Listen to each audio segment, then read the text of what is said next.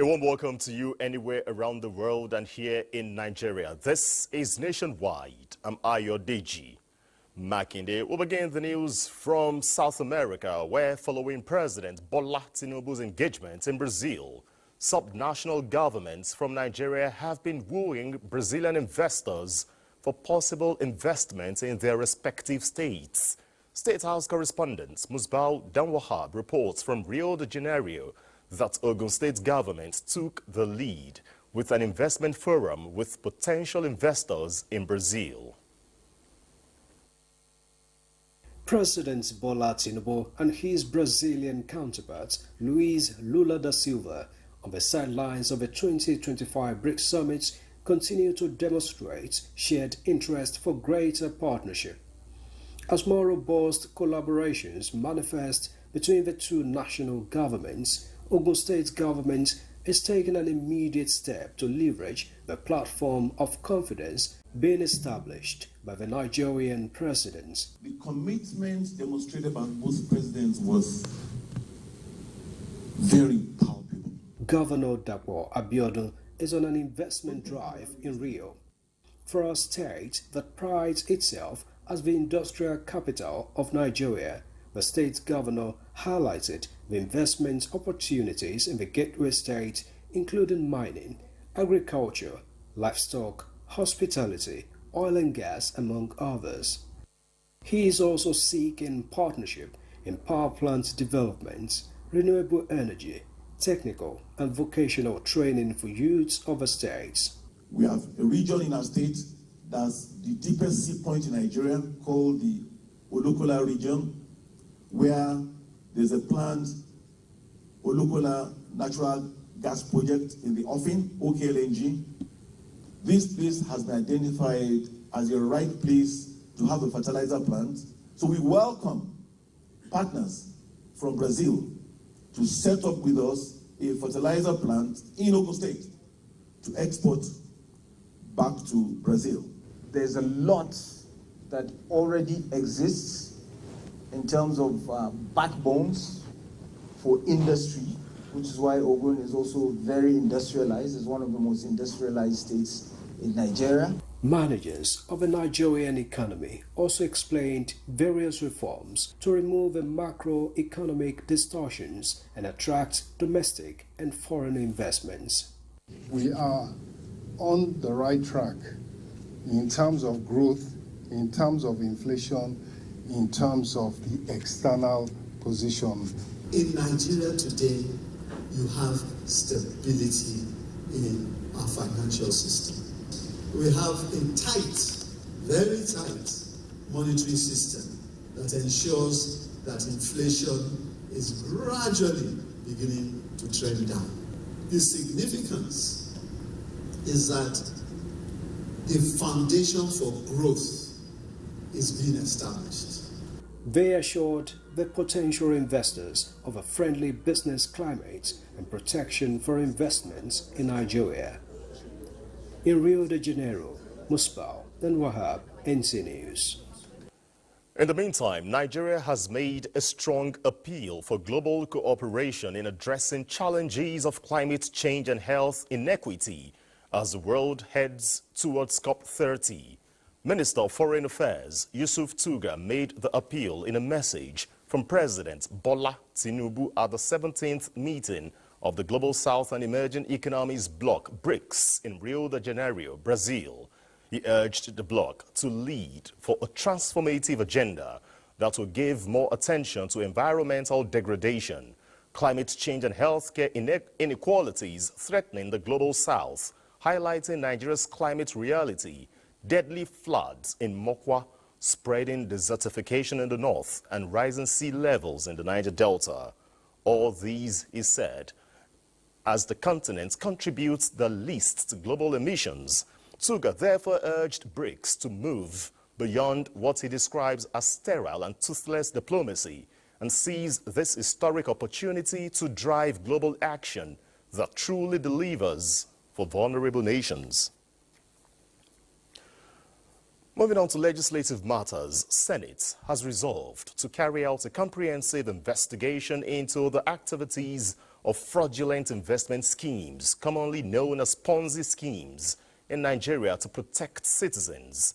In a motion jointly sponsored by Senator Abiru Adetokunbo and Senator Osita Izunaso, lawmakers expressed concern over increasing sophistication of operators of such fraudulent schemes and the devastating consequences of their actions on unsuspecting members of the public. Reference was made to the recent crypto bullion exchange CBEX, MMM Nigeria in 2016, MBA Forex in 2020, among many others, who lured Nigerians with promise of outrageous returns, but suddenly collapsed, resulting in investors losing trillions of naira. Lawmakers said now is the time for administrative reforms with regards to regulations and monitoring to protect Nigerians.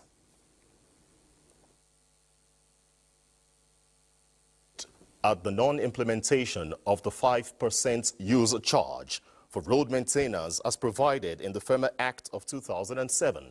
As a result, the House of Representatives Ad hoc Committee on the Act has commenced investigation. Ignatius Nkwo reports. From transporting food to linking communities, good roads make the nation work. But in Nigeria, the story is often about roads built and forgotten. The 5% user charge for road maintenance in Nigeria is a levy on pump price of petrol and diesel for the maintenance of roads across the country. It was enacted in 2007. 18 years after the enactment, it has remained dormant, and the House of Representatives is now investigating its non-implementation. This committee is looking forward to the actualization of government's desire to ensure that Nigerian roads are usable, Nigerian roads are motorable. All over the country, we suffer this problem of bad roads. And it's not something that you will solve just by budgeting. The managing director of FEMA and other key stakeholders described the move by the House of Representatives as a lifeline for Nigerian roads. I regard today as a major milestone in our journey towards providing good roads in Nigeria. Employ all of us to put our best to ensure that this committee comes up flying with reasonable decisions that will see Nigeria moving forward. The ad hoc committee has constituted 2 subcommittees for a comprehensive framework. Ignatius Nkwo, NTA News. Nigeria's status on the continent is on display as investors are taking advantage of the nation's policies on ease of doing businesses. One of such investors is in Magama local government area of Niger State, building a hydropolis and a free zone where a world-class modern city would accelerate industrial development in Niger State and Nigeria at large. A federal government delegation, including the Minister of Information and National Orientation, Mohammed Idris, visited the site. Salihu Abdullahi Gwanara reports. Niger State in north-central Nigeria accounts for the country's largest landmass, with abundant resources in food and power, potentials that are attracting investors and innovation from across the world.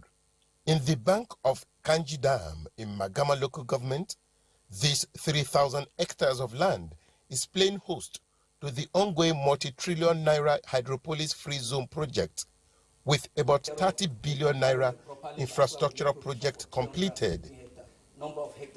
If 10 billion is not going to be available for you, I wonder who else it will be available for. This is an example that at the time that some people are thinking that investors are leaving this country, investors are actually coming to Nigeria. As a flagship project of mainstream energy, the project is deeply rooted and driven on public-private initiatives to promote various activities like manufacturing, real estate, tourism, and agriculture. Aquaculture Resources Limited is already leading the way with the full operations of this mega fish farm using a section of the Kanji Lake. that is already providing thousands of tons of fresh fish to Nigerian markets.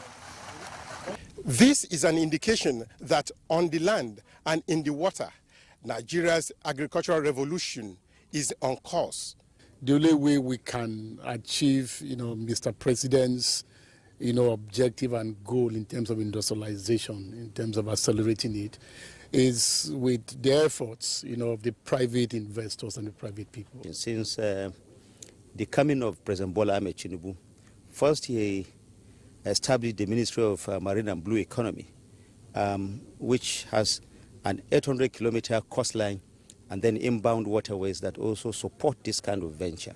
From Magama local government in Niger State, Salihu Abdullahi Gwanara, NTA News. Nigeria has clinched the 2025 World Summit on the Information Society WSIS Prize in the Access to Information and Knowledge category through the Nigerian Communications Commission's NCC Digital Awareness Program DAP, which was the top voted project in its category among hundreds of global entries. In a statement, the acting head, Public Affairs NCC, Nnenna Ukoha, notes that the award was presented in Geneva, Switzerland, to NCC's Executive Vice Chairman, Dr. Aminu Maida. The NCC's Digital Awareness Program, DAP, which began in 2006, equips secondary schools across Nigeria with ICT tools and internet connectivity to boost teaching, learning, and research. Over 300 schools nationwide have benefited so far. The EVC, Dr. Maida, views the International Telecommunications Union and WSIS acknowledgement of the digital inclusion efforts as an affirmation to Nigeria's commitments to using ICT as a tool for national development. In addition to DAP, 4 other Nigerian digital projects were nominated in various WSIS prize categories. Though they didn't win, their recognition is said to reflect Nigeria's growing footprints in ICT-driven development. Our first stop on Nationwide is our Lagos Network Center, and Hingino has the next set of reports.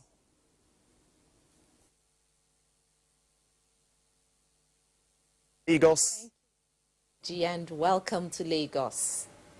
The prediction of heavy rains by NIMET is already manifesting in Lagos, with residents of flood-prone areas living in fear.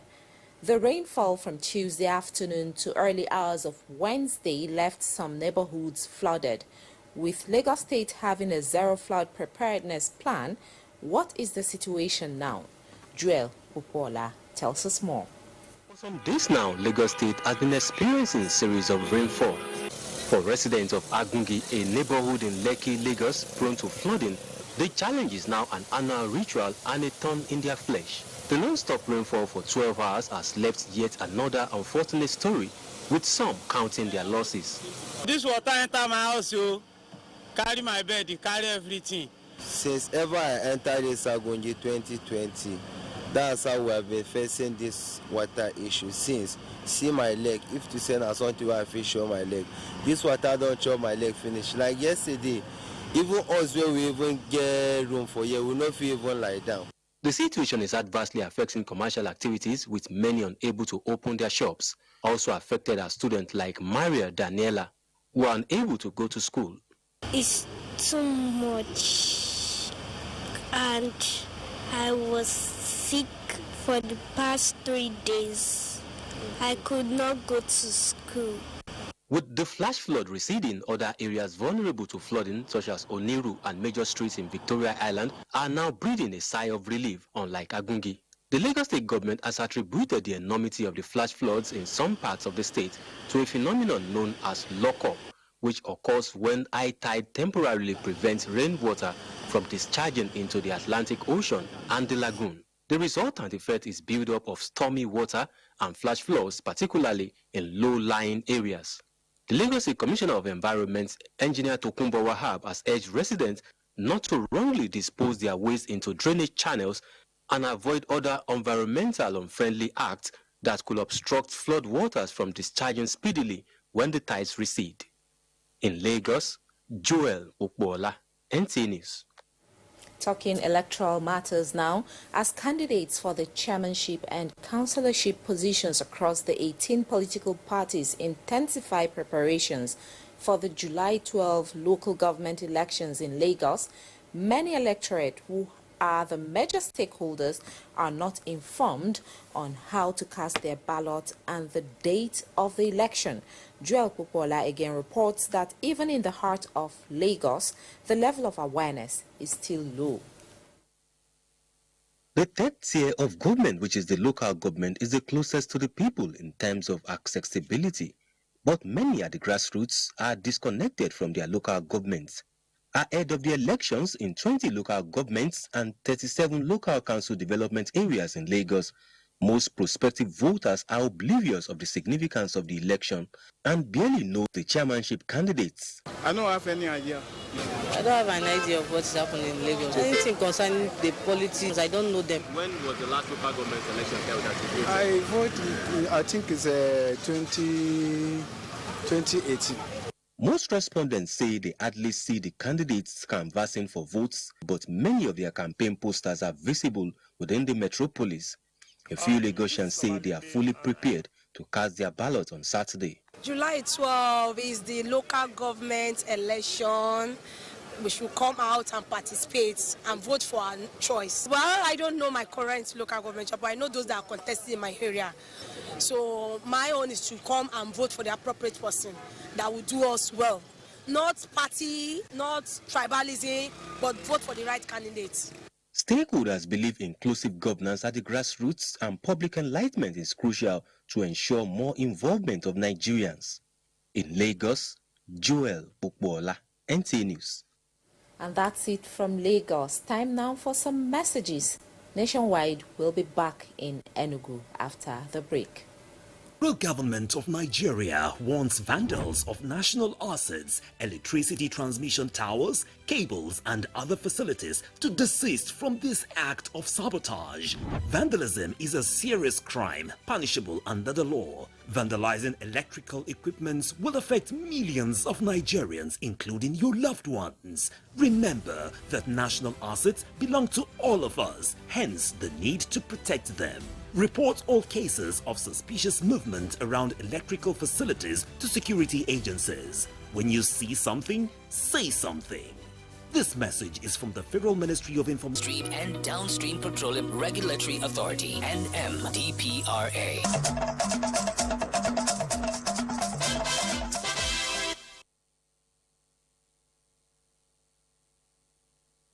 And welcome to Enugu Network Center. In the era of social media noise, misinformation and shrinking attention spans, authors have been advised to write books that heal, craft stories that teach, and to pen articles that provoke positive thought with integrity and purpose. This clarion call formed the resolution at the convention of the Association of Nigerian Authors in Enugu with the theme, The Pen as a Moral Compass, Navigating the Author's Influence on Society. Chimaroke Ugu completes the story.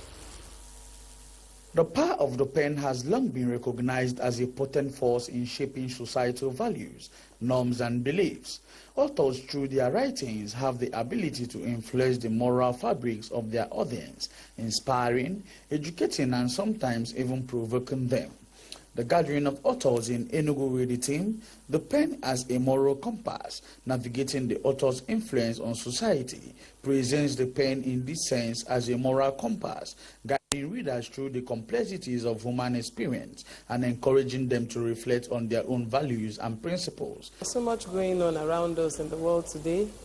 You find issues of plagiarism, you find issues of people manipulating sects, and then people tend to amplify these things and cause fear and chaos in the environment. So we want to begin to buttress the reason for caution when sending out information. We try to direct society properly. We try to channel human morality so that people will start doing the right thing in society. Speakers maintain that authors authors have a unique platform to share their perspective, experiences, and insights with the world, and through their writings, they can challenge societal norms, promote empathy and understanding, and inspire positive change. The pen has wielded a power that transcends mere ink and parchment. It has built civilization. Authors have unique platform to shape societal values and norms, and with this power comes great responsibility.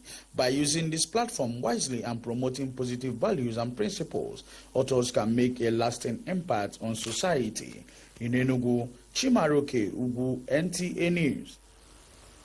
Residents of Enugu have given nod to the current tax reform bills signed by President Bola Tinubu, describing it as an unprecedented and a way out of over-dependence on oil revenue. They, however, hinted on the need for proper management of the taxpayers' money. Grace Chukuma reports. Taxation, no doubt, is a critical tool for economic development, which provides government with revenue to fund infrastructure, social programs, and public services in Nigeria. Tax reforms have been a central focus, aiming to streamline the country's tax system by reducing the number of taxes to a manageable single-digit figure. The recent passage of some tax reforms bills by the National Assembly and its assent by President Bola Tinubu signals new regime in tax administration, which hopes to enhance revenue generation, simplify compliance procedures, and address regional disparities. This noble initiative have been widely described as a welcome development by residents of Enugu, who are optimistic that it will create conducive environment for businesses and boost the country's economy. When people comply with this, it also makes more money into the coffers of the government. So whichever way you look at it critically, it is win-win for Nigerians. Some of the residents, however, harped on the need for accountability and proper use of the taxpayers' money. I will commend the president for taking a bold step, for having that what you call a political will. More investors will come because now our tax reform bill is not flexible. Not that you pay tax in Enugu. On getting to Lagos, some people will hold you in Lagos to pay the same tax. You go to Makurdi, the same thing. Discouraging investors. It is expected that the recent tax reforms bills passed into law will encourage production, thereby increasing the country's gross domestic product. In Enugu, Grace Chukuma, NTA News.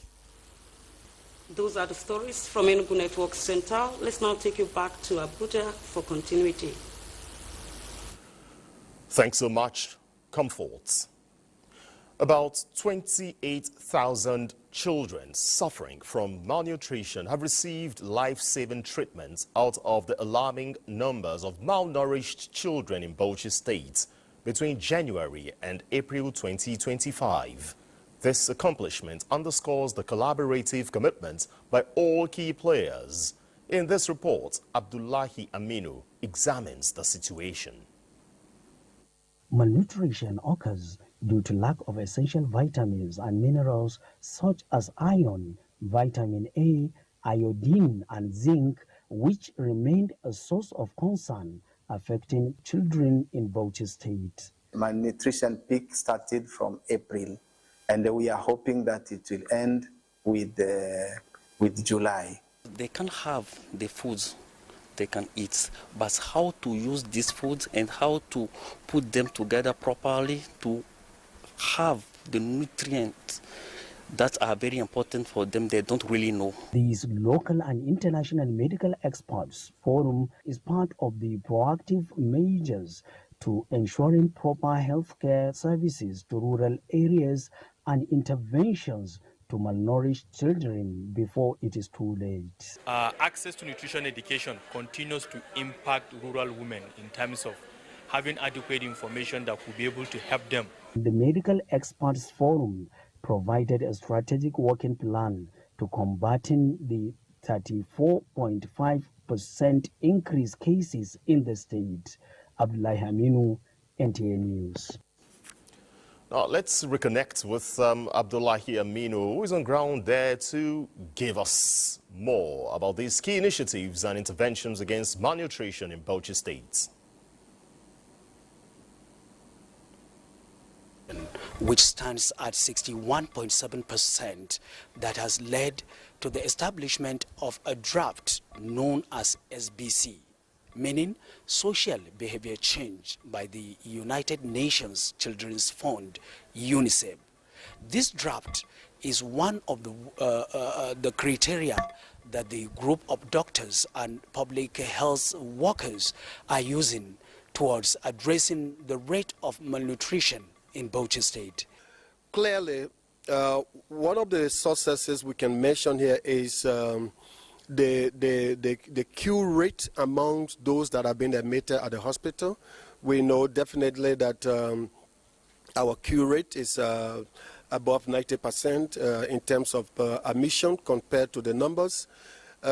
We also can talk about the success of our collaboration with the Ministry of Health. Over the period, the ministry and MSF has been working very closely. For example, the structure that MSF is using is provided by the Ministry of Health. MSF is responsible also for mentoring most of the Nigerian national staff that are working along with us in the hospital. As a result of that, the ministry now can take some of the staff and position them in some of the ministry's health facilities, and these facilities now benefit from the mentorship provided by MSF to the MOH staff. This is the situation in Bauchi, and various groups of medical doctors and health workers are working towards addressing the situation with the support of UNICEF and collaboration with the state and the federal government. Thanks so much, Abdullahi in Bauchi.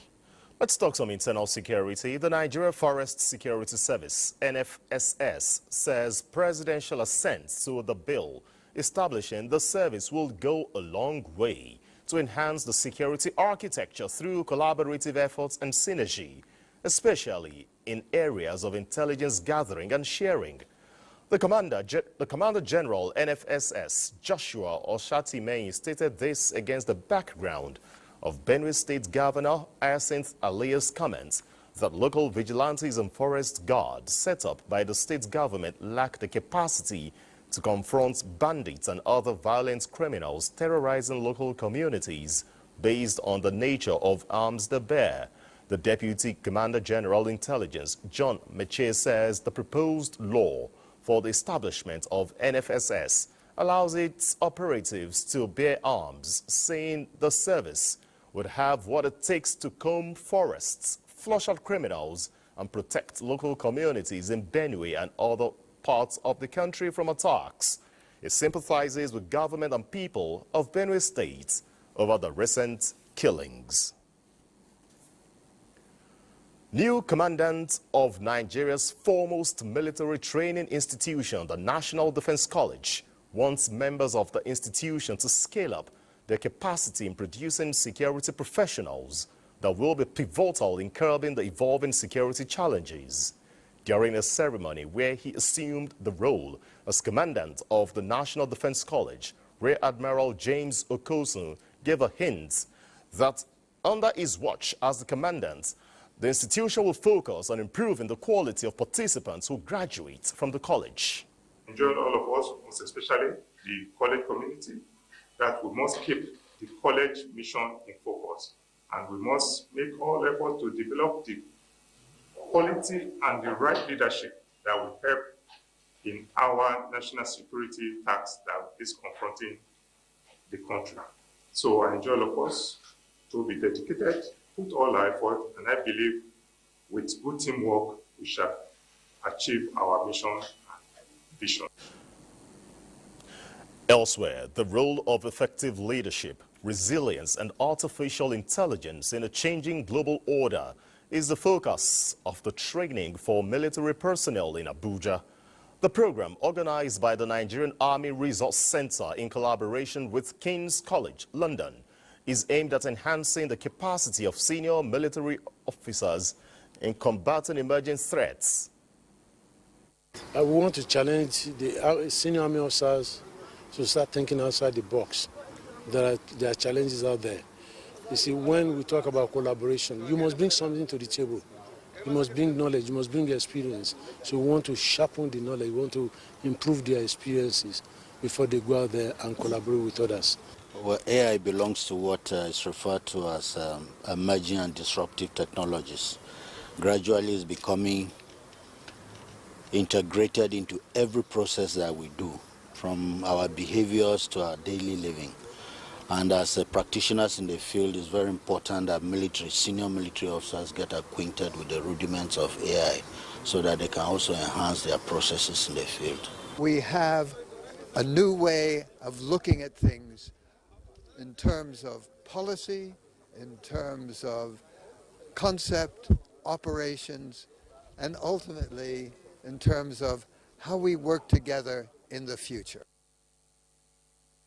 Training is geared towards using artificial intelligence and upscaling the fight against terrorism and other crimes in the country. The Kano Jigawa Area Command of the Nigerian Customs Service has intercepted more than 650 million naira in undeclared foreign currency from a suspect arriving from Saudi Arabia through the Malam Aminu Kano International Airport.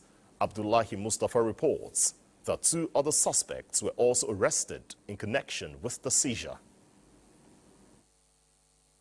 The interception comes on the heels of a recent joint sensitization campaign by the Nigeria Customs Service and the EFCC, reminding travelers of the legal obligation to declare all foreign currencies at entry and exit points. The currency declaration regime is part of a holistic anti-money laundering and countering the financing of terrorism measures provided in our laws to protect the sanctity and integrity of the Nigerian financial system. We urge the public, particularly the stakeholders within the aviation sector, the change and financial institutions, to remain vigilant and report any suspicious movement of large volume of cash. Protecting the integrity of our economy is a collective responsibility. The 3 suspects, along with the seized foreign currencies, have been handed over to the EFCC for further investigation. Officials say they will be charged to court upon the conclusion of the process. I didn't know they contained money until I was intercepted by the Nigerian Customs, which is why I didn't declare them. The operation underscores the growing collaboration among security agencies to strengthen border surveillance and clamp down on illicit financial flows across the country. And still in Kano, where the state government there has reaffirmed its commitment to tackling the menace of thuggery in some parts of the state, which has caused loss of lives and property. In taking measures to curb the menace, it has established the Ministry of Internal Security and Special Service, as well as engaging communities to ensure involvement of all in the fight against insecurity in the state. Correspondent Abdullahi Mustafa reports that these would go a long way in addressing the resurgence of thuggery in Kano. Thuggery remains one of the major challenges facing Kano and its environs. In response, the state government is intensifying efforts to curb the menace across the state. Recently, the community of Tudun Fulani in Ungogo local government area witnessed a violent clash involving suspected thugs, resulting in the tragic death of 3 individuals. In the aftermath of the incident, the Commissioner of Internal Security and Special Services, Ibrahim Umaru, paid a condolence visit to the community. He appealed to residents to support the government's ongoing efforts to combat thuggery and restore peace. We woke up to a disturbing incident of the death of 3 youths, and one of them suffered death as a result of some miscreants, not engaged in thuggery as such, but engaged in sheer armed robbery. Residents of Tudun Fulani express appreciation to the Commissioner for his visit and pledged their support to the government in addressing the issue. Meanwhile, the suspects involved in the incident are now in police custody and investigations are currently underway. Now being joined by Abdullahi Mustafa in Kano. This is quite disturbing with the spate, but tell us more about the state government's efforts in addressing this menace.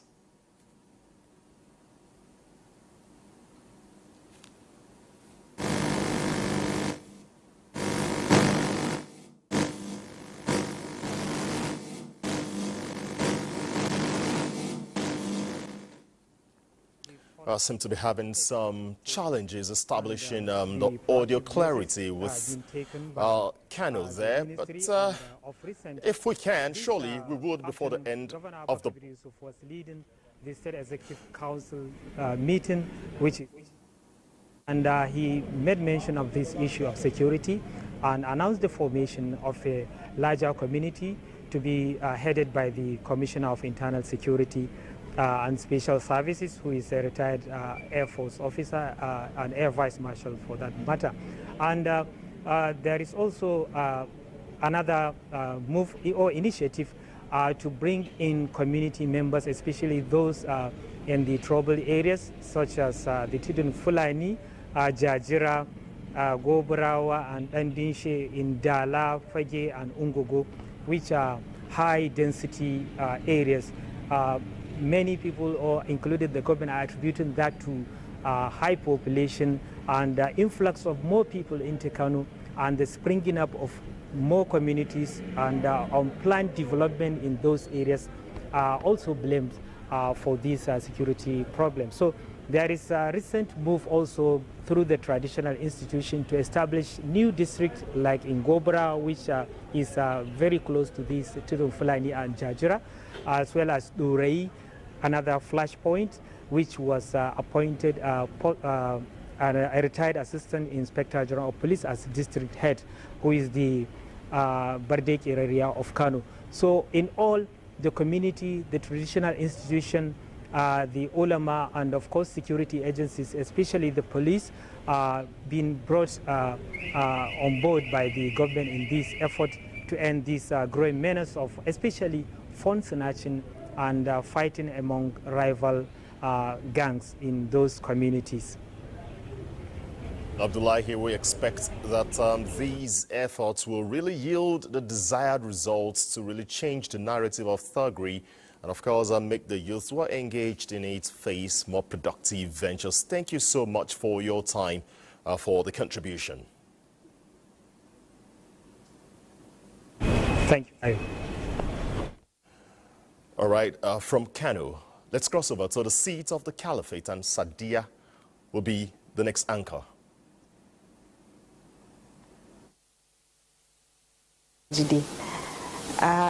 The Sultan of Sokoto and President General of the Nigerian Supreme Council for Islamic Affairs, Muhammad Sa'ad Abubakar, has called on the Nigerian Immigration Service to step up efforts towards effectively manning the nation's porous borders in order to address the growing security challenges across the country. Rata Abdullahi reports that the Sultan made the call while receiving at his palace the participants of the 11th Staff Course at the Immigration Command and Staff College, Sokoto. The Nigerian Immigration Service performs critical roles of immigration management, border control, and documentation, among others. It is for these reasons that the Sultan of Sokoto and the President General of the Nigerian Supreme Council for Islamic Affairs, Muhammad Sa'ad Abubakar, emphasized the need for the adoption of modern surveillance equipment and technology to effectively monitor and secure Nigeria's vast borders. Sultan Sa'ad maintains that the outdated methods can no longer meet the demands of today's security realities. The Sultan stresses that borders remain a serious concern in the fight against insecurity, urging the Nigerian Immigration Service to rise to the occasion by deploying modern tools and intelligence to detect and prevent illegal movements that pose threats to national peace and development. We're trying our best, yes, but we have to do more. Because no matter how good you think you are doing, the criminal is looking for a way to bypass you. So you always have to be a step ahead of the criminals. Acting Commandant of the Nigerian Immigration Command and Staff College, Sokoto, Controller Muhammad Muazu, who led the participants to the palace, acknowledges the role of the Sultan in ensuring peace and nation building. The Sultan is the father. not only to the Muslim but to the whole country. And it's a tradition of the institution. Whenever we have course, we come and greet him and it's a very blessing. And if you have been there, you see the paper is presented to us. It's in fact, if you are going to analyze what he said to us, just 30 minutes, you can make a booklet. It is expected that insights from the visit will further enhance the capacity of the service in managing Nigeria's border security. In Sokoto, Dalhatu Abdullahi, NTA News. Still on security matters, to further strengthen civil-military relations, the Nigerian Army has conducted a medical outreach to improve healthcare delivery in Ballet community of Gudu local government area of Sokoto State. The humanitarian gesture was part of the 2025 Army Day celebration.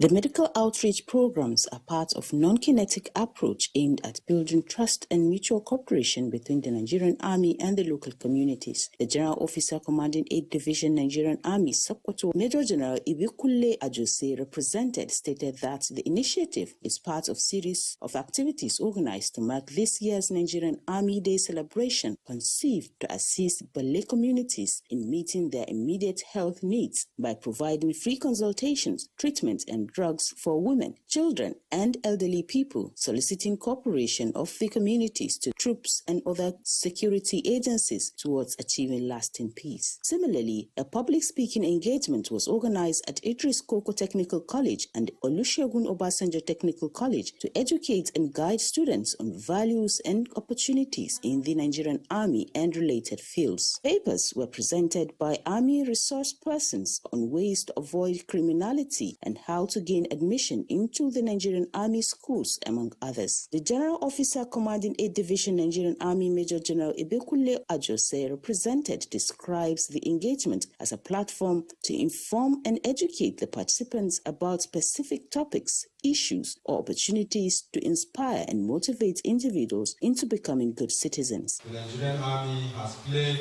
crucial roles in the defense of our country, Nigeria, and also the maintenance of peace and security across the nation. It features an interactive session with students with presentation of souvenirs and writing materials to the benefiting schools.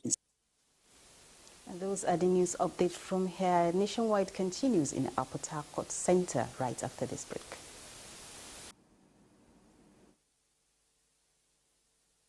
Welcome to Port Harcourt. The arrival of the rains brings with it a relief from the heat wave of the dry season. Despite the fact that the weather is, however, refreshing as a result of the consistent rainfalls, the negative side is the health risk associated with it.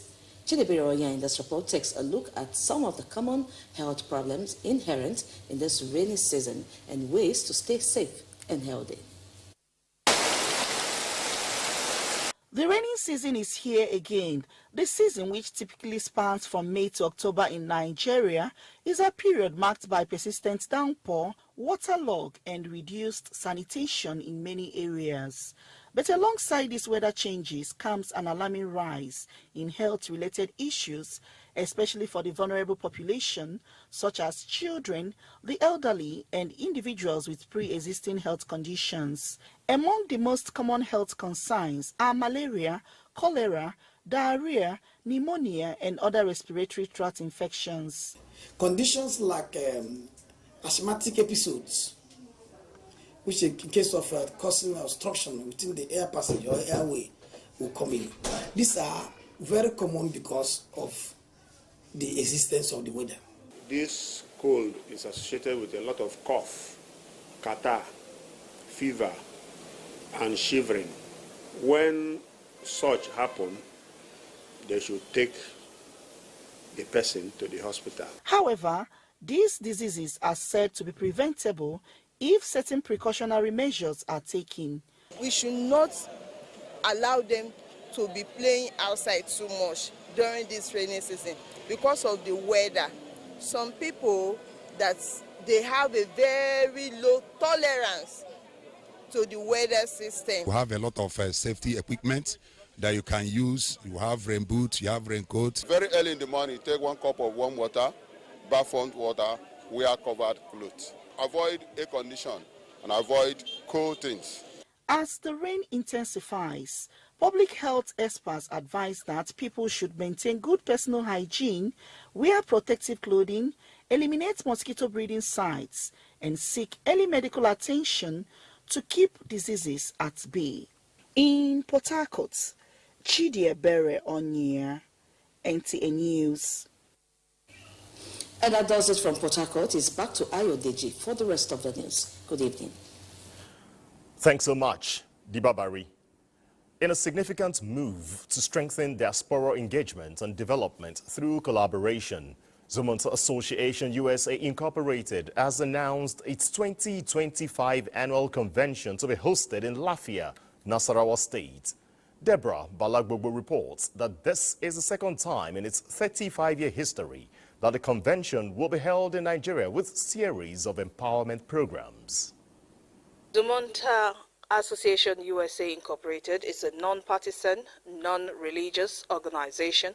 The association's scholarship scheme has empowered more than 5,000 science students in northern Nigeria with 100 million naira disbursed to date. Zumunta is one of the largest Nigerian diaspora group in existence worldwide. NIDCOM, therefore, is delighted to be called upon by members of Zumunta to partner with them to deliver on the 2025 convention here in Nigeria. Now, this year's conference with the theme From Connection to Action, mobilizing local experience and diaspora insights for national development. Ab initio, when we were created, the focus was on northern Nigeria, but our dynamics have since changed. Our association, while promoting the positive image of Nigeria globally, we are looking to continue to make impactful actions for our members. The 2025 Zumunta Convention will feature a robust lineup of high-impact programs on key sectors. Deborah Balagbogo, NTA News. From Ekiti comes a report that a one-week specialized mechatronics training on the repair and maintenance of both CNG and PMS-powered tricycles and motorcycles has commenced. The program, organized by the National Automotive Design and Development Council, NADDC, is an intervention aimed at developing capacities of youth, auto mechanics and technicians in Ekiti State. Olukemi Sani reports.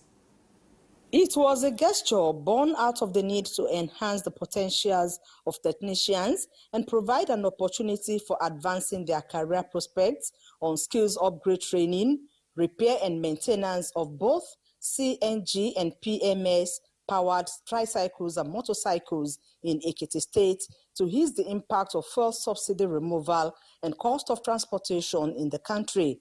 The 50 trainees, drawn from different local government areas of Ekiti State, are expected to lead the program as better individuals with skills which will help them to understand the opportunities that abound in the automotive industry. The best way to expand your business is to, first of all, have the technical know-how, improve your expertise, and that's why we've decided to train not only auto mechanic, but also the tricycle technician.